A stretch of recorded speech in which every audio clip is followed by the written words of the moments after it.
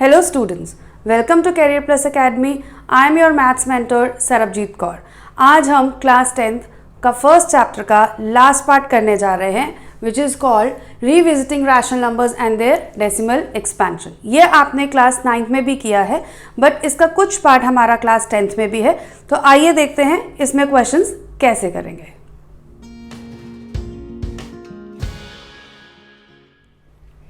तो आइए देखते हैं हमारा फर्स्ट क्वेश्चन है 0.875. अब अगर हम 0.875 की रिप्रेजेंटेशन देखते हैं तो क्या हम लिख सकते हैं 875 डिवाइडेड बाय 1000. ये तो आपको पता ही है डेसिमल के बाद जितनी डिजिट्स होती हैं उतने जीरोस नीचे हो जाते हैं. तो अब हमारा ये किस फॉर्म का आ गया. Now this is of the form P by Q. ये हमारा P अपॉन Q की फॉर्म में है where P and Q are integers. अगर अब हम Q की एक्सपेंशन देखते हैं, let us see for Q हमारा यहाँ पर है 1000. क्या 1000 को हम 10 क्यूब लिख सकते हैं. फर्दर 10 क्यूब को हम लिख सकते हैं 2 to the power 3 into 5 to the power 3. तो जहां पर भी जिस भी नंबर में डिनोमिनेटर का अगर expansion 2 to the power something into 5 to the power something होता है. फॉर एग्जाम्पल हम ये बोल रहे हैं अगर हमारा Q का expansion 2 to the power m into 5 to the power n होता है तो वो हमारा जो नंबर है वो टर्मिनेट हो जाता है आफ्टर सम डेसिमल्स. जैसे यहाँ पर 3 डेसिमल के बाद वो टर्मिनेट हो गया. यानी कि जहां पर भी जिस नंबर में भी डिनोमिनेटर Q का एक्सपेंशन इस फॉर्म का होगा वो टर्मिनेटिंग डेसिमल एक्सपेंशन होगा. तो अब देखते हैं हमारा second number which is 7/8.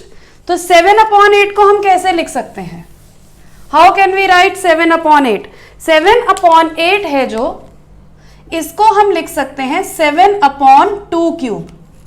Again अब आप सोच रहे होंगे कि यहां पर तो 2 क्यूब है 5 तो है ही नहीं. तो हम इसको लेट अस सी कैसे करते हैं. 7/2 क्यूब जो है हमें यहां पर 5 to the power समथिंग भी चाहिए क्योंकि हमें नीचे टेंस हंड्रेड्स ऐसे ही चाहिए. तो लेट अस सी अगर हम इसमें अपने ही आप से बैलेंसिंग करते हैं. बैलेंसिंग तो आपको पता ही है. अगर हम यहां पर 5 क्यूब से मल्टीप्लाई और डिवाइड करते हैं तो यहां पर नीचे अब जो डिनोमिनेटर है उसकी एक्सपेंशन क्या हो गई. यानी कि can we write this into 125 upon 2 cube into 5 cube. अब देख लीजिए आ गया नीचे वाला डिनोमिनेटर हमारा 2 to the power m और 5 to the power n की फॉर्म में. यानी कि इट विल बी 10 क्यूब और 10 क्यूब है तो 3 डेसिमल एक्सपेंशन के बाद वो टर्मिनेट हो जाएगा. So this is terminating decimal number. क्योंकि आपके पास क्वेश्चन आएगा कि जज वेदर या check whether this number is rational और irrational. If it is rational then is it terminating और नॉन टर्मिनेटिंग एंड रिपीटिंग. ये हमने क्लास 9th में किया था उसका ही फॉर्मेशन मैं यहां पे आपको बता रही हूं. तो अब हम चलते हैं हमारे थर्ड क्वेश्चन की तरफ. लेट अस सी थर्ड क्वेश्चन क्या कहता है.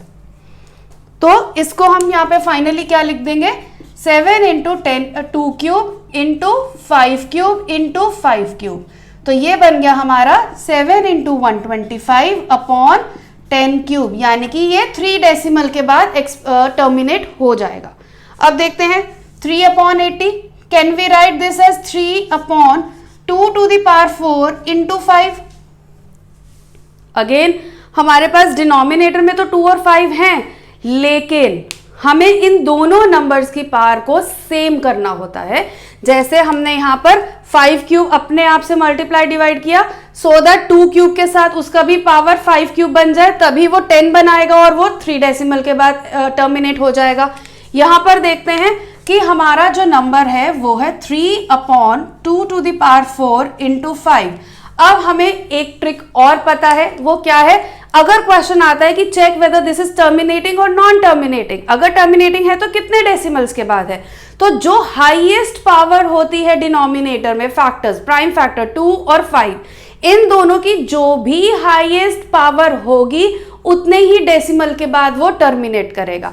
यहाँ हाईएस्ट पावर 2 की है विच इज 4 तो ये 4 डेसिमल के बाद टर्मिनेट करेगा. लेकिन उसके लिए हमें 5 की पावर 4 भी चाहिए. तो हम यहाँ पर अब क्या करेंगे 5 की पावर 1 ऑलरेडी है तो हम इसको किससे मल्टीप्लाई करेंगे? हम इसको मल्टीप्लाई करेंगे 5 क्यूब अपॉन 5 क्यूब, ताकि जो 5 है डिनोमिनेटर में उसकी भी पावर 4 हो जाए, क्योंकि 4 के बाद वो टर्मिनेट करना चाहिए. So it will be 3 into 125 upon 2 to the power 4.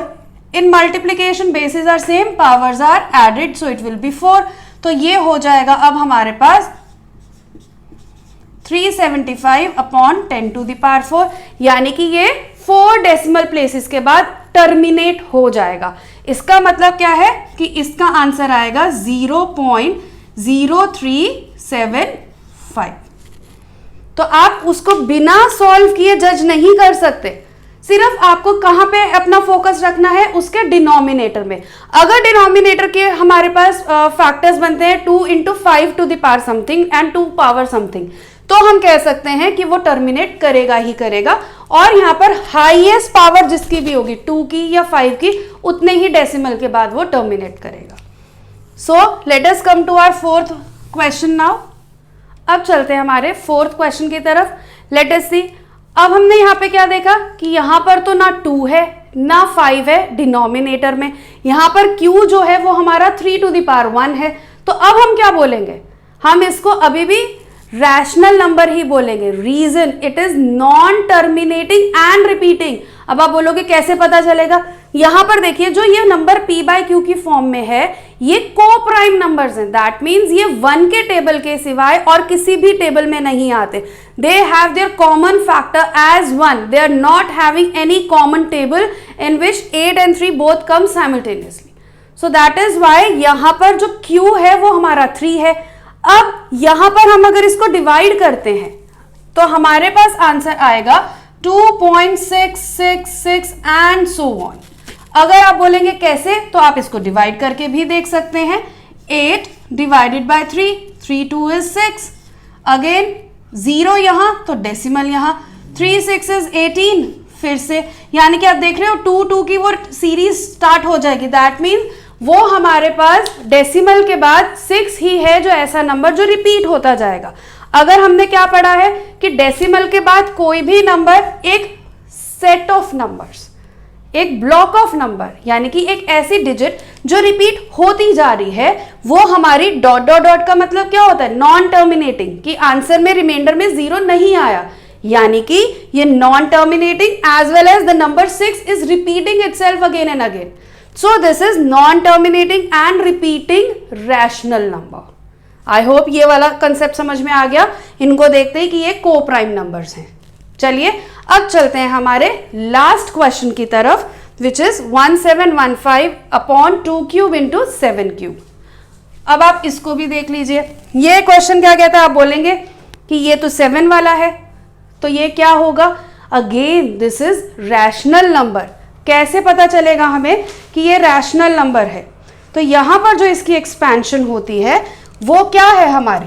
अगर हम इसको देखें, it is 7 cube into 5 upon 2 cube into 7 cube.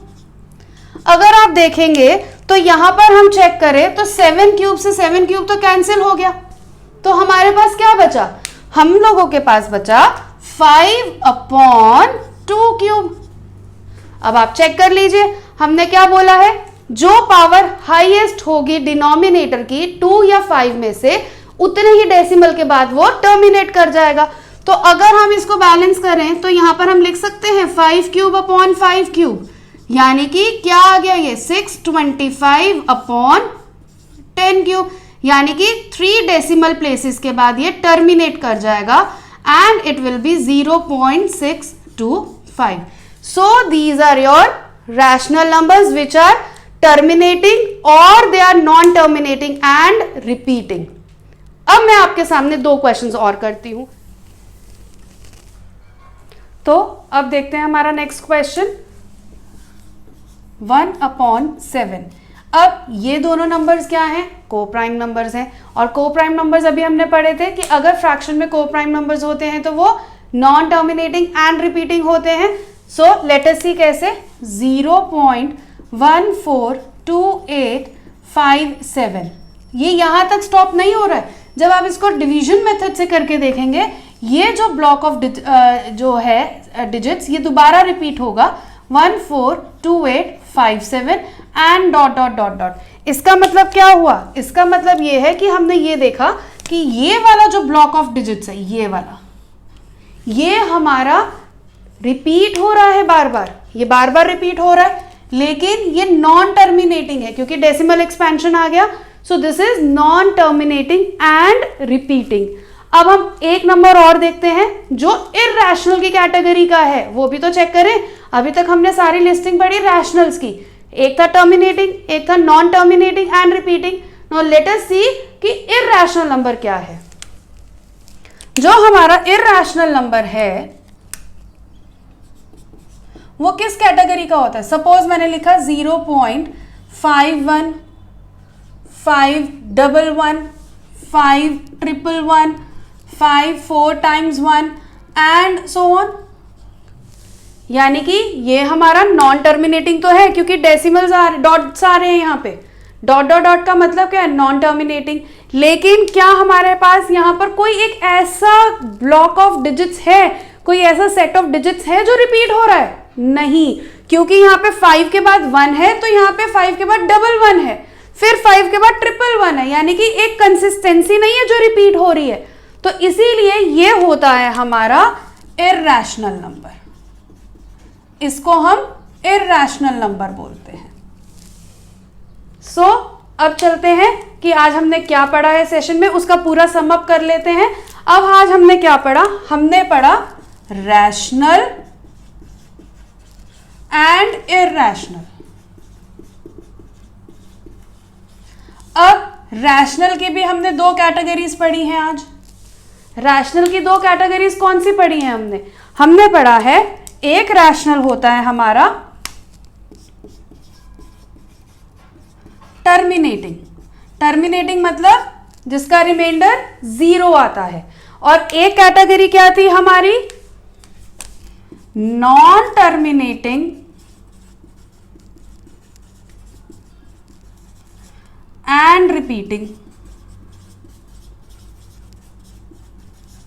और इररेशनल की कैटेगरी हमने क्या पढ़ी आज? Non terminating and non repeating. इसकी कैटेगरी क्या है? Non terminating and non repeating. तो चलिए देखते हैं कौन कौन से नंबर्स थे जो हमारे टर्मिनेट कर रहे थे। सबसे पहला नंबर हमारा क्या था? 0.875, ये टर्मिनेट कर गया after 3 decimal places. Second number क्या था हमारा? 7/8, जो हमने आज पढ़ा है। और थर्ड नंबर क्या था हमारा? 3/8। ये तीनों हमारे टर्मिनेटिंग थे। और एक और नंबर था 1715/2³ इंटू 7³। तो ये वाले नंबर जो थे हमारे, ये हमारे टर्मिनेटिंग की कैटेगरी में आ रहे थे। अब हम देखते हैं हमारे नॉन टर्मिनेटिंग एंड रिपीटिंग की कैटेगरी में कौन से आ रहे थे। नॉन टर्मिनेटिंग एंड रिपीटिंग की कैटेगरी में आ रहे थे 8/3, और एक ये अभी हमने पढ़ा ही है 1/7। और non terminating and non repeating में ये आपने देखा ही है, which is 0.51 511 511 5 4 times 1 and so on. तो ये हमारा आज का सेशन था जिसमें हमने आज रैशनल और इररेशनल की बात की थी। तो हमारे पास क्वेश्चन अगर कभी भी आए तो आपके पास ट्रिक्स भी अवेलेबल है, just to have a look at कि what is rational and irrational. आप न्यूमरेटर और डिनोमिनेटर फ्रैक्शंस को देख सकते हैं। अगर cube 2 to the power m into 5 to the power n की फॉर्म में है तो आपको पता चल जाएगा कि वो टर्मिनेटिंग है। आपको आज का सेशन कैसा लगा? प्लीज हमें कमेंट बॉक्स में जरूर लिखिएगा। अगर आपके पास और भी कोई क्वेश्चंस हैं which you want us to solve for you, तो हम उसको भी सॉल्व करेंगे। उसको कमेंट बॉक्स में जरूर लिखिएगा। Please do like, subscribe and share the video. अब हम मिलेंगे सेकेंड चैप्टर की वीडियो में, तब तक टेक केयर। Thank you.